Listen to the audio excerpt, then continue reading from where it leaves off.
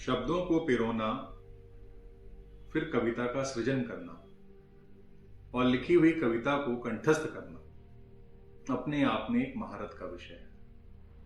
कई बार मन में ये ख्याल आता है कि जब कविता सुनाने की बारी आती है और हमेशा ये कुंठा होती है कि वो कविता याद क्यों नहीं आती। तो इस भाव को लेकर के एक कविता का सृजन हुआ, जिसे आपके सामने प्रस्तुत कर रहा हूं आपका मित्र डॉक्टर नितिन शर्मा। सिर्फ शब्दों को पिरोना है शौक मेरा, सिर्फ शब्दों को पिरोना है शौक मेरा, इतना परिपक्व मैं कोई कलमधारी तो नहीं। कंठस्थ कर लूं हर शब्द को विष की तरह, कंठस्थ कर लूं हर शब्द को विष की तरह, ऐसा जटाधारी मैं कोई शिव तो नहीं।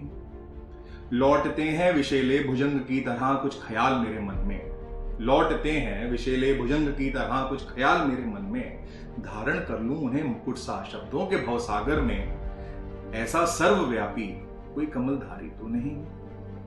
सिर्फ शब्दों को पिरोना है शौक मेरा, इतना परिपक्व मैं कोई कलमधारी तो नहीं हूं।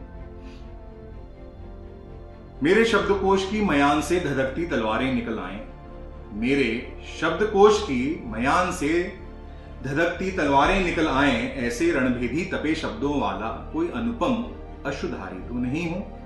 शब्दों के उद्घोष से मच जाए तांडव इस धरा पे, ऐसी महाहव ललाट वाला कोई डमरूधारी तो नहीं।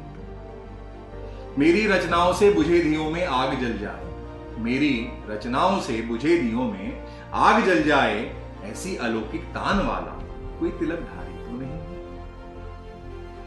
बरसा दूं घनघोर घटा शब्दों से किसी रेगिस्तान, बरसा दूं घनघोर घटा शब्दों से किसी रेगिस्तान में, ऐसी विलक्षण प्रतिभा का धनी कोई मलहारी तो नहीं। सिर्फ शब्दों को पिरोना है शौक, इतना परिपक्व मैं कोई कलम।